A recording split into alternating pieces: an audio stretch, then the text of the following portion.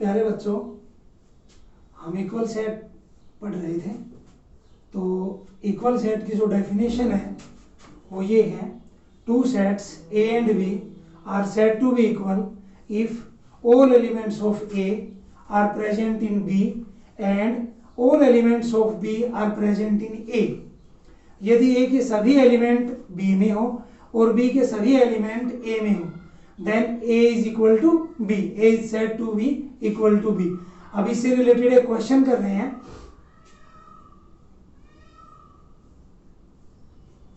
State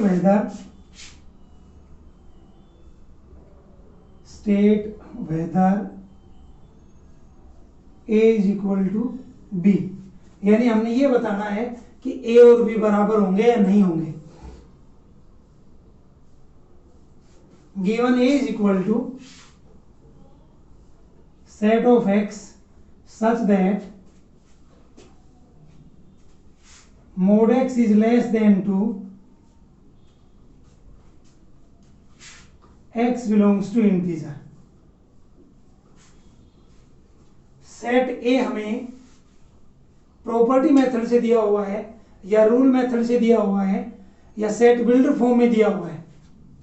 set A is equal to set of x such that mod x is less than 2 where x belongs to z। z यहां पे set of integer है, x belongs to integer.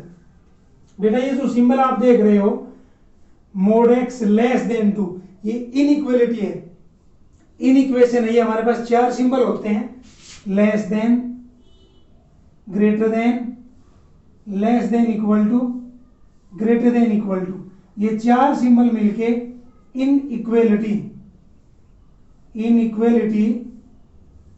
या inequation, इनको हम inequation भी कहते हैं। तो mod x लेस देन 2, इसको हम सोल्व कर रहे हैं। तो इससे पहले एक आपको फार्मूला बता रहे हैं, अपनी कॉपी में नोट कर लेंगे आप। If mod x is less than a, then minus a less than x less than a। if mod x is less than a, then minus a less than x x less than a। अर्थात mod x यदि a से छोटा है तब x की value minus a से तो बड़ी होगी और a से छोटी होगी। x की वैल्यू माइनस a से बड़ी होगी और a से छोटी होगी। तो ये फार्मूला जब आप अपने यहां पे लागू करेंगे कि mod x is less then 2 implies minus 2 less than x x less than 2, यानी x की वैल्यू माइनस 2 से बड़ी हो और प्लस 2 से छोटी हो। अब नंबर लाइन के ऊपर इनका सॉल्यूशन देखते हैं हम। ये हमारी नंबर लाइन, यहां पे 0, यहां पे -1, यहाँ पे -2, यहाँ पे -3, +1, +2, +3। नंबर लाइन पे यदि हम किसी भी नंबर से राइट की ओर जाते हैं, किसी भी नंबर से राइट की ओर जाते हैं, दाईं ओर जाते हैं तो वैल्यू बढ़ती जाती है, और किसी भी नंबर से लेफ्ट में आते हैं यानी बाईं ओर आते हैं तो वैल्यू कम होती जाती है, छोटी होती जाती है। क्योंकि आपका x -2 से बड़ा है तो -2 से बड़ा, और ये कह रहा है कि x इंटीजर भी होना चाहिए, x belongs to z, x integer भी होना चाहिए। तो -2 से बड़ा इंटीजर नंबर लाइन पे आप देख रहे हो -1 है, 0 है, 1 है। आगे कह रहा है ये वो x 2 से छोटा भी होना चाहिए, तो 2 से छोटा इंटीजर 1। तो हमारे पास ये एलिमेंट आए वो x जो -2 से बड़ा हो, इंटीजर भी हो, तो -1, 0, 1, क्योंकि वो 2 से छोटा भी होना चाहिए। तो a की वैल्यू आ गई हमारे पास। a में हमने x लिखने थे, वो हमने x सोल्व करके वैल्यू निकाली x की कि -2 से बड़ा हो, 2 से छोटा और इंटीजर भी हो, तो -1, 0 और 1। ये हमारे पास सेट a आ गया। अब इसी क्वेश्चन में सेट b दिया हुआ है। Set b is equal to -1, ये क्वेश्चन में b की वैल्यू दे रखी है, ये set b is equal to -1, अब हमने ये बताना है कि क्या a और b इक्वल हैं। इक्वल सेट की डेफिनेशन है if all elements of a are present in b and all element of b are present in a, यदि a के सारे एलिमेंट b में हो और यदि b के सारे एलिमेंट a में हो तो वो दोनों इक्वल होंगे, अदरवाइज इक्वल नहीं होंगे। आप देख रहे हो कि a के सभी एलिमेंट b में नहीं है, आप लिखेंगे as 0 does not belongs to b या 0 is not an element of b, so a is not equal to b। हमने यही बताना था कि इक्वल होंगे नहीं होंगे। State whether a is equal to b, तो a is not equal to b भी कह सकते हैं या आंसर में आप नो भी लिख सकते हैं, no a is not equal to b। तो ये हमने एक क्वेश्चन किया। अब एक इक्वल सेट का हम एक और एग्जांपल ले रहे हैं।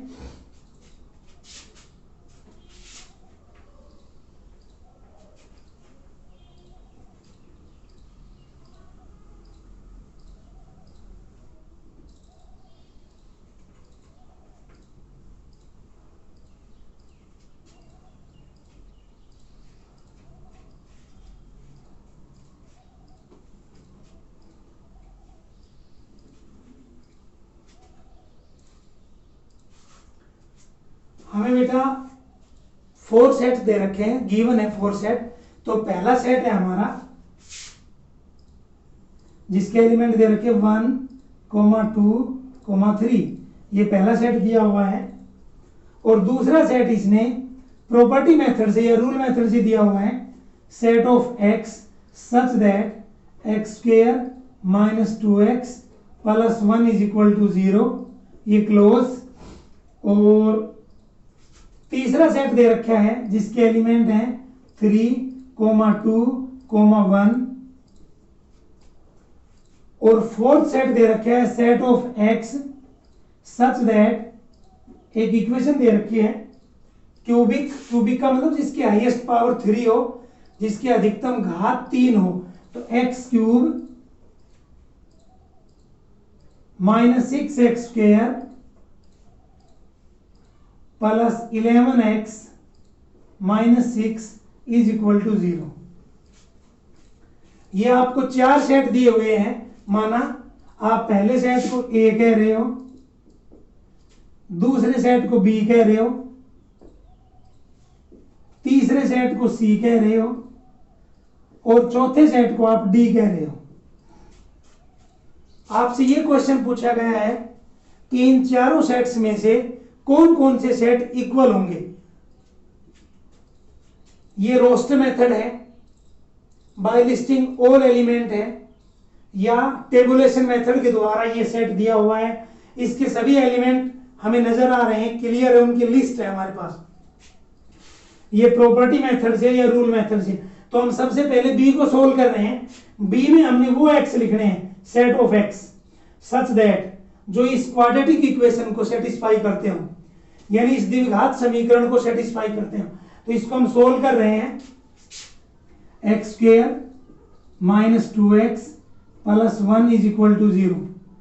ध्यान दे बेटा, एक्स स्क्वायर को मैं लिख रहा हूं एक्स का होल स्क्वायर, माइनस वाले टर्म को थोड़ी देर के लिए छोड़ रहे हैं, प्लस 1 को लिख रहा हूं 1 का स्क्वायर।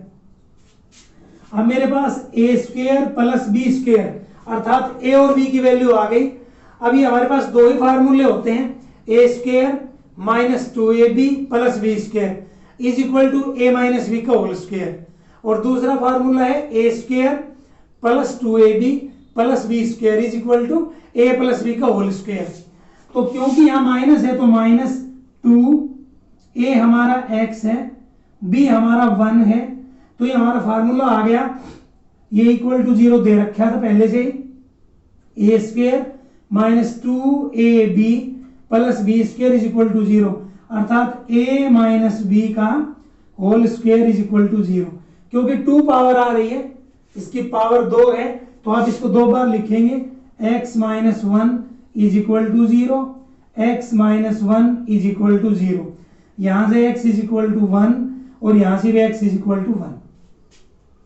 अब क्योंकि ये एक्स हमने सेट में लिखने थे और सेट में एलिमेंट आते हैं डिस्टिंक्ट यानी डिफरेंट यानी अलग अलग, और ये दोनों सेम है, तो इन दोनों में से हम एक एलिमेंट लिखेंगे, तो बी हमारे पास आ गया, दोबारा से लिख रहे हैं, और बी इज इक्वल टू 1। ये सिंगलटन सेट का एग्जांपल है। A set which has only one element is called singleton set. तो इसमें हमने x की वैल्यू लिखनी थी, x की दोनों वैल्यूज बराबर आ गई 1,1, तो कोई भी एलिमेंट है वो डिस्टिंक्ट होना चाहिए सेट में जाने के लिए, डिफरेंट होना चाहिए, तो ये 1 एक ही बार लिखा जाएगा, तो b इज इक्वल टू 1। अब c के भी इसमें सारे एलिमेंट दे रखे हैं, अब d को हमने सोल्व करना है, तो अब हम d को सोल्व कर रहे हैं। इक्वेशन हमें दे रखी है d की x³ minus 6x square plus 11x minus 6 is equal to 0। बेटा अब तक हमने क्वाड्रेटिक इक्वेशन सीखी है, उसके फैक्टर सीखे हैं, ये क्यूबिक है अर्थात इसकी पावर 3 है। तो हमने 9th क्लास में थ्योरम पढ़ी थी, factor theorem. Factor theorem states that if x is equal to a make any polynomial to 0 then x minus a will be factor of that polynomial। अर्थात यदि x बराबर a किसी बहुपद को शून्य बनाती है तब x माइनस a उस बहुपद का गुणनखंड होगा। इस बहुपद के लेफ्ट हैंड साइड लिख रहा हूं मैं, यानी x³ minus 6x square plus 11x minus 6।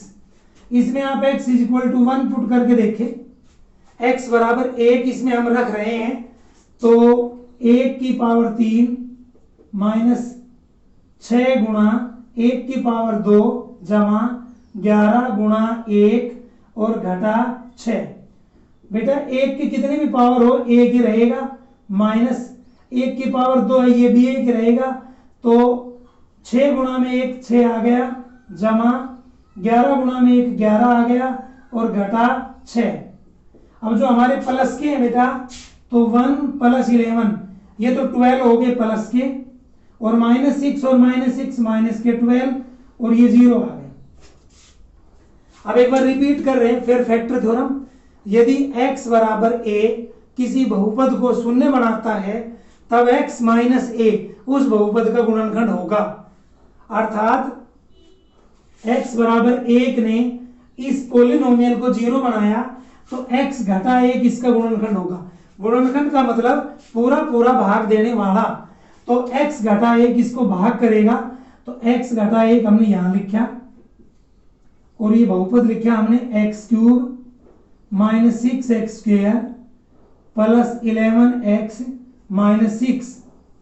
तो बेटा ये x³ है ये x है, तो x स्क्वायर से मल्टीप्लाई करेंगे, x³ minus x square, sign change करेंगे माइनस प्लस, ये कैंसिल हो गया, माइनस 6 प्लस का 1 माइनस का 5x square plus 11x minus 6।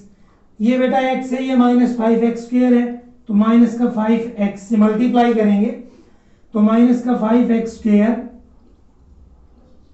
और minus minus plus 5x, sign change करेंगे प्लस माइनस, ये कैंसिल हो गया, प्लस का 11 माइनस का 5 प्लस का 6x माइनस का 6 प्लस 6 से मल्टीप्लाई करेंगे तो ये आ गया 6x माइनस 6, साइन चेंज करेंगे, ये माइनस का ये प्लस का, ये भी कैंसिल ये भी कैंसिल, 0 आ गया। अब बेटा हम इसको x³ minus 6x square plus 11x minus 6 को हम लिखेंगे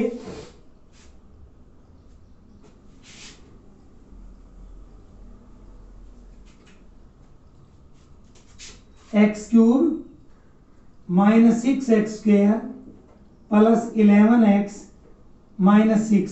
ये हमें 0 के बराबर दिया हुआ था, x³ minus 6x square plus 11x minus 6 is equal to 0। इसके हमने फैक्टर कर लिए बेटा, इसका एक फैक्टर तो आया है x माइनस 1 और एक ये आया है x square minus 5x plus 6 is equal to 0। ये हमने इसके फैक्टर कर लिए। ये भी बराबर 0 और ये भी बराबर 0, x minus 1 is equal to 0 और x square minus 5x plus 6 is equal to 0, x is equal to 1। बेटा इसके फिर फैक्टर कर रहे हैं, -5 को लिख रहे हैं हम -2x माइनस 3x और एक्स स्क्वायर और plus 6 is equal to 0। Middle term को 2 पार्ट्स में डिवाइड करके फैक्टर कर रहे हैं। -5x को लिखा -2x माइनस 3x, इनका सम तो आ गया -5 और -2 की -3 की जब मल्टीप्लाई करेंगे प्रोडक्ट तो +6 आएगा। x कॉमन ले लिया, x -2 -3 कॉमन ले लिया, x -2 is equal to 0, x -2 common लिया, x -3 इज इक्वल टू 0। इनको बारी बारी से 0 के बराबर रखेंगे तो x इज इक्वल टू 2 और x इज इक्वल टू 3। अर्थात जो सेट D था, D सेट में हमने x लिखने थे जो इस इक्वेशन का सॉल्यूशन हो, इस इक्वेशन को सेटिस्फाई करते हो। तो हमारे पास x की वैल्यू आई 1 2 3, तो D आ गया हमारे पास सेट ऑफ जिसमें एलिमेंट है 1 2 3। अब देखिए बेटा हमारे पास 4 सेट थे A B C और D, इन चारों में से कौन कौन से सेट इक्वल हैं? A के सभी एलिमेंट C में हैं और C के सभी एलिमेंट A में हैं, तो A और C बराबर हो गया। तो आप लिखेंगे इसको बेटा A बराबर C, क्योंकि A के सभी एलिमेंट C में थे, C के सभी एलिमेंट A में हैं। इसी प्रकार C के सभी एलिमेंट D में हैं और D के सभी एलिमेंट C में हैं, तो C बराबर D।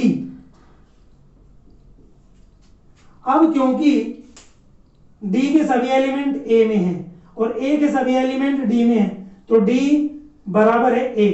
तो इन चारों में से ये 3 सेट हमारे पास इक्वल सेट आ गए। ये हमारा क्वेश्चन था, if all element of a set are present in other set and all element of other set are present in first set, then these two sets are said to be equal।